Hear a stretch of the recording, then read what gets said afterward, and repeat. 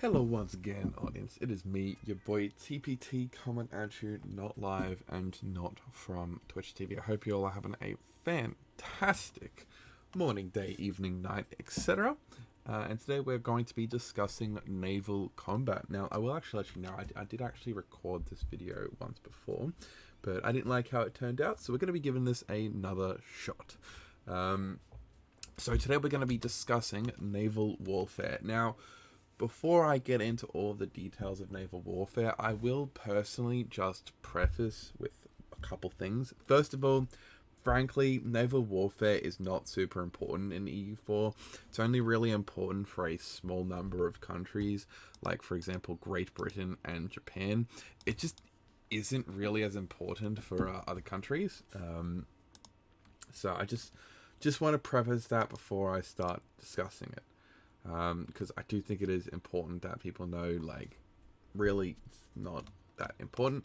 And second of all, naval combat, in the long-term scheme of things, is generally a very win or lose activity.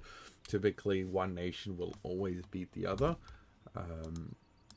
just based on a small selection of facts. So, anyway, we'll just start off with, engagement width.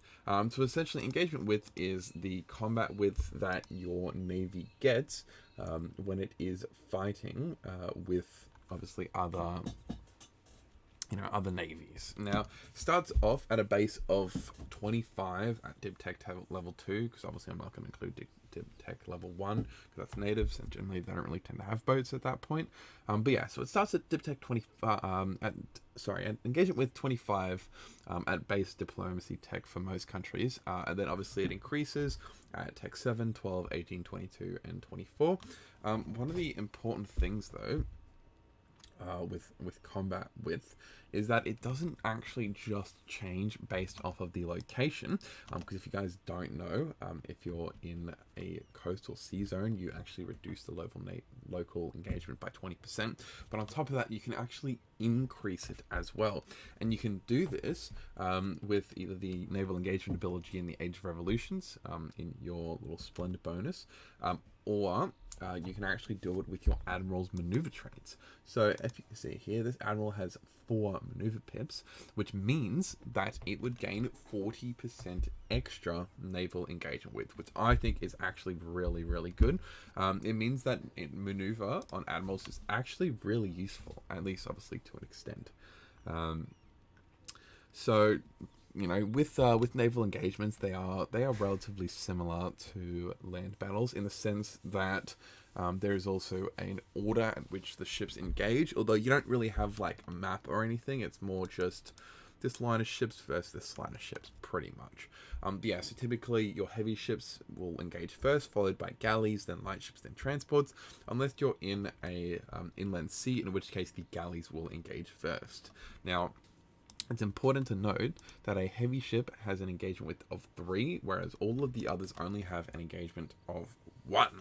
And so, if you aren't in inland sea, essentially the heavy ships are the best combat ships, and if you are in inland sea, then most likely the galleys will be as well, particularly due to their affordability.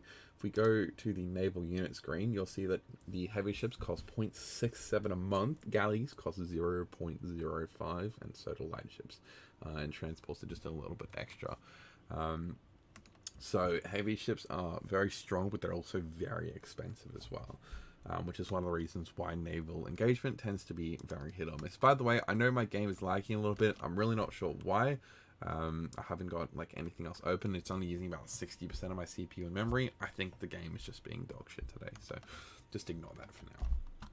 But yeah, now one of the most important parts about naval combat that people tend to notice, but they don't understand why exactly, is that once a ship gets damaged, it typically gets destroyed and focused down much faster than other ships.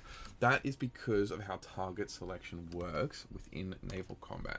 So each ship is assigned a value.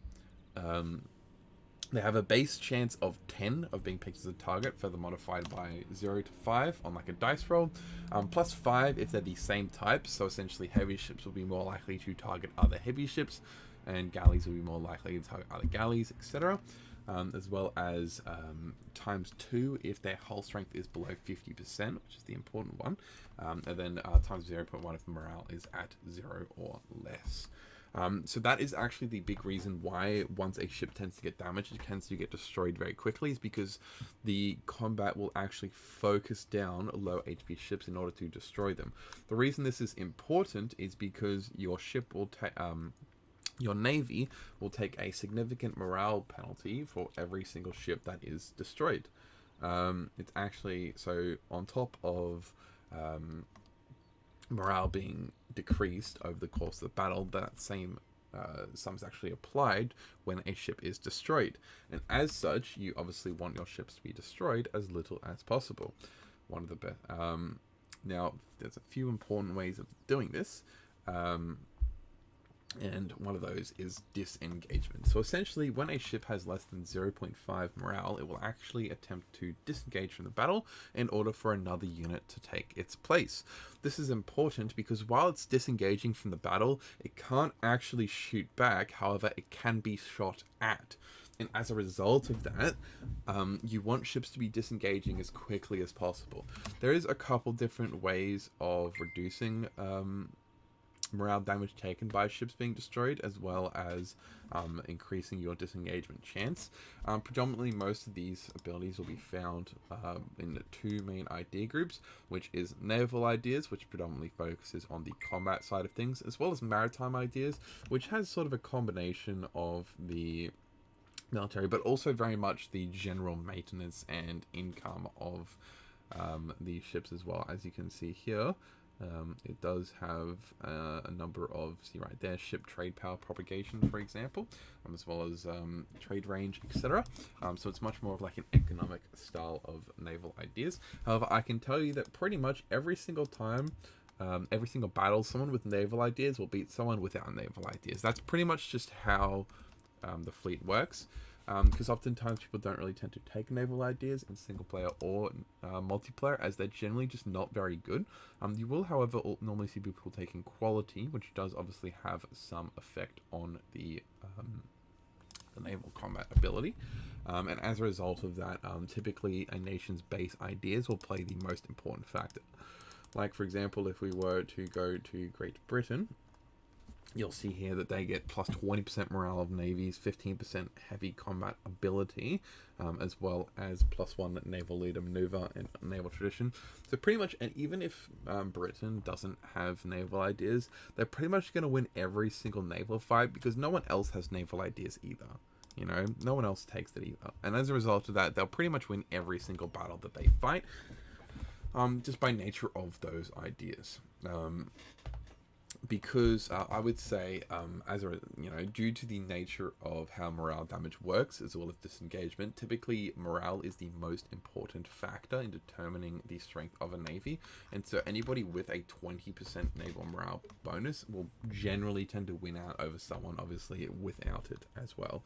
There are different ways of getting it. Like, you can get it in a number of policies, as well as obviously the British traditions, as well Alaskan traditions, and just a bunch of other ones. Plus, you also obviously get it in quality and naval ideas as well. But yeah, so like I said, morale is pretty much just the most important method.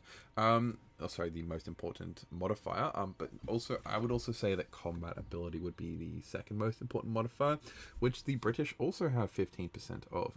But in the heavy ship combat ability, because obviously the British aren't really going to typically be fighting in an inland sea, and they'll typically be making a shit ton of money.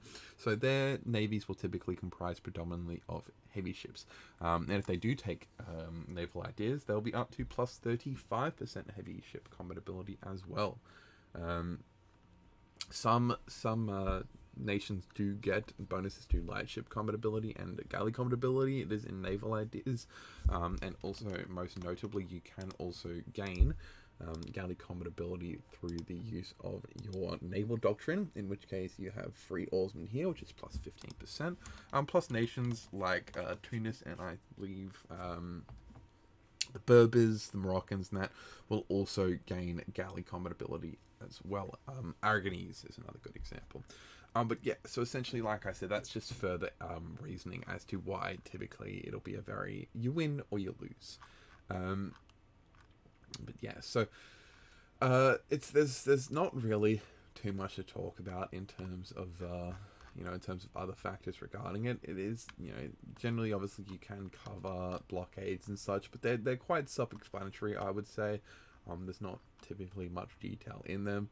The only other important thing I would note is the ability to gain +1 naval combat bonus off of your own coast, which some nations also have. Once again, the British actually do have it. As one of their naval doctrine options, you have to be of like British Island culture, and that's one of the only ways you can get that, as well as I believe Malaya, Aora, and like a couple other minor nations do have it too, but generally it is quite a rare bonus, and thus it is quite useful. As well as a little bit of an interesting fact, artillery fire is also used to determine the strength of your ships as well, or essentially the damage that they do. So if you want to look over here on your text screen, every time you get artillery fire bonus, your ships do increase damage. So that is also a way of determining if your navy is stronger than the other person's as well. Generally, there's not really much else to cover. Combat does work pretty identically to, land combat and all other factors. Obviously, it has the same phases: 3 days for fire, 3 days for shock, etc., etc. But yeah, generally, like I said, it's really difficult to turn it like particularly complicated just by nature of how it functions. It's generally a winner takes all and loser eats shit kind of thing.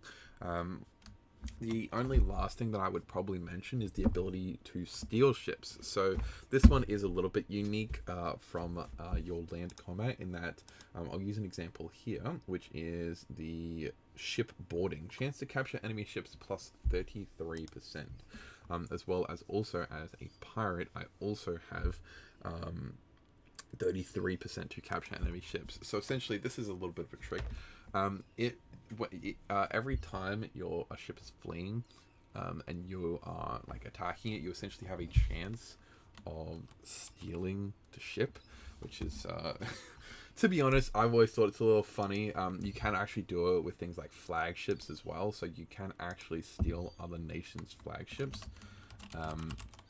which I've always found pretty funny. But yeah, so like I said, generally you don't really you don't have this by default at all. However, if you do have it enabled at least, which is espionage, naval and diplomatic policy, as well as the like I said, if you're a pirate or such, at the end of the battle, essentially there is a chance to capture ships from the remaining ones left over, and those will be taken out of the enemy fleet and transferred over to yours. However, it should be noted that they are still damaged when they get transported over to yours, and they will also be the same type of ship. So say for example you have early frigates but your enemy only has caravels, then if you capture their ships you would only get caravels and you would have to upgrade them yourself. But it is pretty useful and it can be quite funny. Particularly, for example, in the war that I fought against Great Britain and Spain in this game, I captured 47 ships in that war. I was constantly, I think it was actually more than that, to be honest. I lost count a bit. But yeah, essentially, I captured so many ships that I actually had to delete them. I was deleting ships pretty much every single month. Just so that I would stop going so much over naval force limit. And I just thought that was pretty bloody funny. But anyhow, I hope you guys have enjoyed. If you have any questions, obviously feel free to leave it in the comments section or join the Discord. And I will see you guys next time. Peace.